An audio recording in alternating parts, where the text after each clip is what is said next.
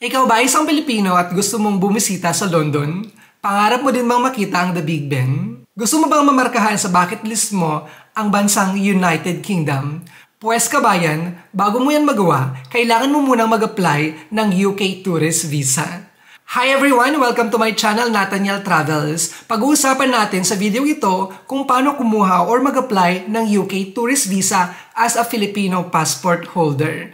Currently, nasa Madrid, Spain ako at dito nga ako nag-apply ng UK Tourist Visa. Pero applicable pa din ang video nito para sa lahat ng mga Pilipino na nagnanais na kumuha or mag-apply ng UK Tourist Visa. Tara guys, samahan ninyo ako sa video ito at saka pag-usapan natin ang mga step-by-step procedure kung paano mag-apply ng UK Tourist Visa, Standard Tourist Visa. At syempre, magbibigay na rin ako ng mga tips at saka personal experience sa aking travel sa London, sa United Kingdom. So sa video ito, pag-usapan natin ang dalawang parte ng pag-apply. Una is yung online application at saka yung pangalawa is yung personal or yung appointment. First step mga kababayan, kailangan muna nating bumisita sa website ng UK Government's Visa and Immigration website or www.gov.uk. Ilalagay ko sa description box yung website nila para mabisita ninyo. So sa website na to, makikita mo yung mga up-to-date na information like yung mga proseso at saka yung mga requirements sa pag-apply. Kasi from time to time, ina-update nila yan. So nagbabago din yung mga halimbawa yung payment fee, ganyan, or yung mga requirements. Malay natin kung magdagdag sila eventually ng mga requirements. Pangalawa, dito nga sa website nila na www.gov.uk, dito po makikita yung iba't ibang klase ng visa. Meron dyan pang tourist, for business, for medical, for family reunion, madaming mga klase ng visa. Pero sa video ito, magfo-focus tayo sa Standard Tourist Visa. Sa Standard Tourist Visa naman, meron ding iba't ibang klase ng Standard Tourist Visa. Meron yung for medical purposes, meron din yung for academics, meron din yung mga long-term na Standard Tourist Visa, 2 years, 5 years, at saka 10 years. So, yung in-applyan natin is Standard Tourist Visa for 6 months. Iba't iba rin yung presyo niyan. Kung halimbawa, for medical or academics, mas mahal siya kaysa sa standard na 6 months. Or kung mag-apply ka man ng 2 years, 5 years, or 10 years, mas mahal din siya. So again, yung in-applyan natin is Standard Tourist Visa, good for 6 months. So once na na-determine na ninyo kung anong klase ng visa ang gusto nyong applyan, ngayon magpipill up naman na tayo ng application form online. Dito pala sa application form, halimbawa 5 kayo sa pamilya, bawat isa sa inyo ay may sari-sariling application form. May sari-sariling bayad, kanya-kanya din yan. At saka pagdating sa appointment na mismo, kanya-kanya din yan. So separate yan. Bawat isa. Pwede rin kayong mag-apply para sa inyong asawa or sa inyong mga anak kung halimbawa na hindi nila kayang mag-apply. I-click nyo lang yung green button sa website para maumpisa na natin ang online application form. Sa online application form naman, gagawa ko ng separate video para ma-guide ko kayo yung sa mga step-by-step kung ano yung mga kailangan nyong ilagay. Pagkatapos nyo ng online application, magkakaroon kayo ng checklist, yung parang ganito. 7 pages ito. Kailangan nyo tong dalhin sa inyong appointment or i-upload. So, ganito siya. Lalabas to pagkatapos ng online application. Ngayon guys, pagdating naman sa payment, dalawang part yung payment. Yung isa para sa online application at saka yung isa para sa appointment, sa TLS appointment. Hindi ko lang alam sa ibang bansa kung TLS din lang yung ginagamit nila. Third part ito na sila yung nagpa-process ng mga application. So guys, pagdating naman sa payment, merong dalawang klase ng payment. Yung isa para sa online application at saka yung isa para dun sa TLS or yung appointment. So, sa online application, ang binayaran natin is 137 euros. Tapos, appointment, 91 and 19. So, yung total is 228 euros and 19 cents. Yung total na binayaran natin or 13,800 pesos, more or less, mga ganun. Depende yan kasi minsan nagbabago talaga siya. So, kailangan din na talaga nating i-visit yung website nila para makita kung meron mga changes. Yung application ko, November 2023 pa. So, hindi ko alam kung nagbago yung presyo niya. Sa payment pala guys, merong iba't ibang options kung paano ka magbayad. As far as I can remember, pwede kang magbayad sa PayPal, credit at saka debit card. Hindi ko na maalala kung pwede sa money transfer. So ako nagbayad ako through PayPal at saka credit card. Pagkatapos ng payment online, makaka-receive ka ng email na successful na yung payment mo. Ngayon guys, pag-usapan naman natin ang mga documents na kakailangan. So, based dun sa website nila, merong dalawang klase ng document. Yung mandatory at saka yung other documents. Yung mandatory document is yung passport. So, kailangan mong i-scan yung passport mo from front to back at saka lahat ng pages. So, ang ginamit ko, Cam Scanner, isang mobile app para libre lang siya. Sobrang dami ng pages niya, magbabayad ka ng bonggang-bongga. And then, based dun sa experience ko, for other documents naman, kailangan nila ng evidence ng source of funds. So, ang ginawa ko, nag-submit lang ako ng bank certificate at saka 12-month history. So, hindi na ako pumunta ng bangko, din-download ko na lang siya from my app o yung aking online access. So, mas less hassle. I-download mo na lang siya and then yun na yun. Tapos, kailangan din ng residence permit mo. So, nag-apply ako ng TIE. Dito sa Spain, ang TIE ay ang Tarjeta de Identidad de Extranjero. So, yun aming resident permit. It's either temporary o permanent. So, kailangan ng copy ng back at saka front ng TIE. Nag-submit din ako ng karta de nombramiento na galing sa school ko. Yun yung kontrata na meron ako dito sa Spain. So, kailangan nyo din mag-submit ng mga kontrata nyo from your amo, mga ganyan. Tapos, since meron akong kasama na nag-travel, kailangan ko din ng proof of parang companionship, parang ganyan. So, nag-submit ako ng mga travel namin together, yung mga bus or hotel na bookings namin previously para ma-justify ko yung aking kasama. And then, bago tong aking application, nakabook na rin kami ng airline at saka hotel at saka mga Airbnb namin. So, isinama ko na rin yung mga proof of bookings namin. So, yun lang guys yung aking sinubmit. Passport, resident permit, and then kontrata, and then yung mga bookings namin, hotel, Airbnb, tapos yung previous bookings namin. So yun lang, super simple lang siya. Actually parang iniisip ko dati, sobrang hirap kumuha ng UK visa. Pero yun lang yung mga documents na kailangan. So yun nga guys, kailangan din ng evidence of relationship. Halimbawa na yung travel mo is sa shoulder ng jowa mo or someone else, kailangan yung evidence of relationship. Pero doon naman sa case ko, since hindi naman niya shoulder lahat-lahat, hindi ko nakakailangan magbigay ng evidence of relationship. As in talagang personal application lang talaga yung ginawa ko. Another requirement pala guys, kung halimbawa na nagbabalak kayo na mag-travel sa UK more than 6 months, kailangan din ninyong magpresenta ng tuberculosis test. Pero since yung travel ko is less than 6 months, hindi ako nag-present na noon. So ayun guys, so pagkatapos nyo ng online application, again magkakaroon kayo ng checklist. Kailangan itong checklist na ito. Tapos kailangan yung mag-book ng appointment at saka yung second payment.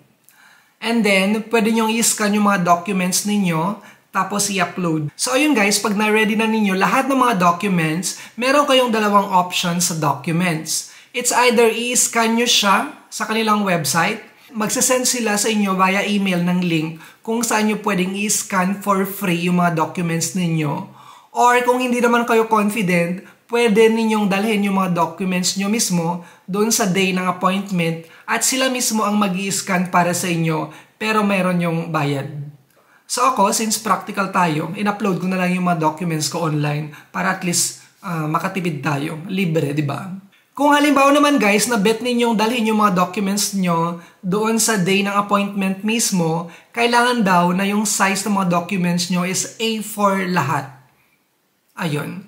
Tapos, yung passport, syempre kailangan ding dalhin yon sa day ng appointment. Kung halimbawa na in-upload ninyo yung mga documents nyo online, kailangan nyo lang dalhin yung passport, yung checklist. Pero kung halimbawa naman na gusto nyong sila mismo ang mag-scan, so kailangan nyong dalhin yung passport nyo, yung checklist, at saka lahat ng mga documents. At sa appointment, kukunin nila yung mga documents ninyo, and then fingerprinting, at saka kukuhanan kayo ng photograph. So pagkatapos guys ng appointment, pag-usapan naman natin yung time frame or gaano ba katagal yung processing para makuha mo yung passport mo. So sa akin, yung sa experience ko, morning kasi yung appointment ko. So afternoon, nag-send na sila ng email. Babasahin ko lang kung ano ang laman ng email. So ang sabi doon, your application has been sent to the Decisioning Making Center for processing. So yun yung sabi. Tapos kinaumagahan, naka-receive ulit ako ng another email. Ang sabi doon, thank you for your visa application which has arrived at the UKVI Decision Making Center and is now awaiting for consideration. So ganun siya kabilis. Yung time frame pala, depende kung ano yung pinili ninyo. Kasi meron din yung super priority, meron yung priority, at saka yung mga normal. Yung normal na days.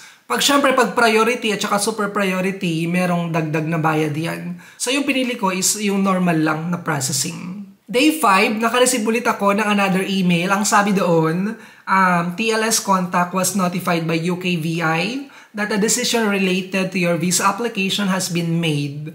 So, meron ng resolution yung application natin day 5. Tapos, ano ba bang sabi doon?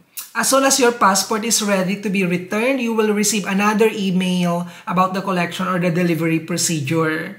You can track the progress of your visa application by connecting to your account. Yeah, from time to time, pwede kayong mag-login dun sa account ninyo para makita nyo kung ano na nga bang nangyayari dun sa application ninyo. Tapos, pagkatapos nun, naka-receive ulit ako ng another email the same day, day 5. Ang sabi doon, your travel document and supporting documents, if applicable, are now ready for collection at the TLS Visa Application Center, Madrid. So, pwede ko na daw i-pick up or kunin yung aking passport. Siyempre, nandun na yung resolution. Sobrang kinakabahan ako noon kasi nagkaroon na rin ako ng experience kung paano ma-deny ang application ng tourist visa. So, pero ngayon parang confident naman ako kasi of course, sobrang genuine naman yung application natin na talagang for travel purposes lang siya. So guys, ang sabi sa website nila, yung normal na processing daw is 3 weeks. Pero yung sa akin, day 5, meron ng resolution, and then day 6, nakuha ko na nga yung aking passport. At saka yung aking passport at saka yung visa na nasa loob niya. So, dito nila nilagay sa loob ng envelope na to, yung aking passport at saka syempre yung visa na naka-stamp na sa loob mismo ng passport. Within your application pala guys, kung meron kayong gustong baguhin or i-cancel yung application, pwede kayong kumonekta sa UKVI or UK Visa and Immigration. Pero kung halimbawa na na-process na ata siya, hindi na kayo makakukuha ng refund dun sa binayad niyo. So medyo malaki-laki din yun. Almost 14,000 pesos. So, sayang yung pera. Pagkatapos pala guys ng appointment ninyo dun sa center, bibigyan kayo ng details kung ano yung mga kailangan nyong dalhin at saka yung process, how to collect your passport. So, meron din yung option na pwede nyong i-request na yung courier mismo yung mag-send ng passport dun sa bahay ninyo. Additional fee yun, guys. So, para guys makuha ninyo yung inyong passport, so kailangan nyong dalhin yung checklist at saka copy ng identification or any identification card. Kung halimbawa naman guys na kayo ay authorized person, pwede nyo namang i-claim yung passport. So, kailangan nyo lang dalhin yung checklist, kailangan ng ID ninyo, at saka ID ng kukuhanan ninyo. Kailangan din ng authorized letter. Yung authorized letter, dina-download yan from the UKVI website. Tapos, halimbawa naman, ang pinili ninyo is courier. Isasend ng courier sa inyo within 24 hours yung inyong passport. So, ayun guys, ganun lang kasimple at saka kabilis yung pagkuha ko ng UK visa. So, 6 days, including Saturday, Sunday, nakuha ko na yung passport ko na merong stamp ng UK visa. Ganun lang siya kasimple at saka ganun lang siya kadali. Actually, kinabahan nga ako ng una bago ako mag-apply, pero at least na-relieve yung tension pagkakuha ko ng aking passport at saka yung, syempre, yung stamp. And anyways pala, yung address pala ng TLS contact dito sa Madrid is Avenida de Asturias, numero 9, 28029 Madrid. So ayun yung address nila. Malapit lang siya sa Plaza Castilla. Like 1 minute from Plaza Castilla, metro or bus station. So ayun guys, sobrang excited ako na mag-travel papuntang London. Siyempre sobrang memorable yon kasi nga first time ko na pumunta sa United Kingdom. And then lumapag tayo, so nag-travel tayo from Madrid to London, Gatwick ata yung pronunciation. So pagdating doon, sa immigration, merong dalawang line bago ka pumunta sa immigration. Yung isa is for EU citizens, or if citizen ka ng Australia, US, Canada, Switzerland, Norway, Japan at saka South Korea, meron silang sariling linya, or meron silang sariling lane. Doon sa kabilang lane, doon lahat ng mga other nationalities except doon sa mga nabanggit ko.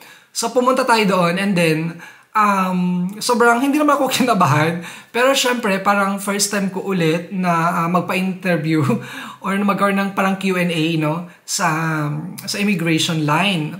And then ibabahagi ko sa inyo kung ano yung mga questions nila, kung ano yung mga tinanong sa akin during that time. So ano nga ba yung mga tinanong sa akin sa immigration? So yung tinanong sa akin first is, ano yung purpose ng aking travel? What is the purpose of your travel? So sabi ko, vlogger ako and then kailangan kong gusto kong makita yung mga iconic na lugar, halimbawa Big Ben or the London Eye, yung mga ganun, or Stonehenge. So sinabi ko yon.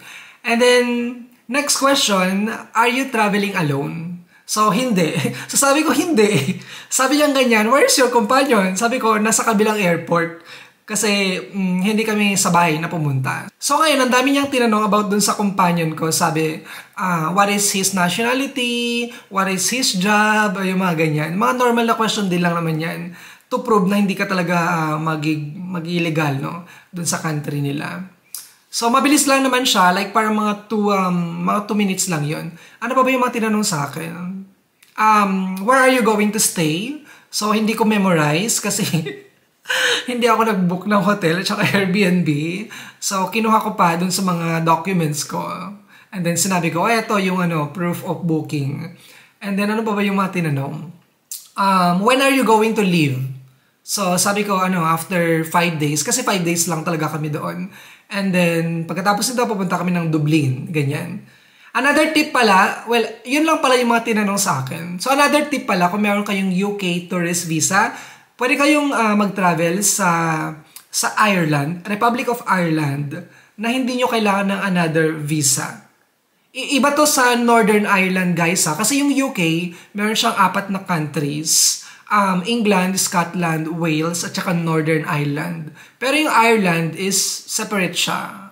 I mean, another country or outside siya ng UK. So, pwede kayong mag-travel doon for free kasi meron silang agreement. Pero hindi ata pwede na lumapag ka muna ng Ireland bago ka pumunta ng UK. Dapat pupunta ka muna ng UK bago ka mag-Ireland. Ganon. So, libre siya. At saka meron pang mga ibang countries like Gibraltar, at saka yung mga other territories sa Caribbean, at saka yung mga other countries. Mas madali na lang siya actually kasi super powerful siya, like US visa din lang. Meron yung mga countries na as a Filipino passport holder, pwede kang kumuha ng mga electronic travel visa, yung mga ganun, or visa on arrival, gamit ng iyong UK visa. Bonus tips na para sa inyo guys kung makakapunta kayo ng London. Una-una sa lahat, nag-book kasi kami ng train ticket from airport to city center.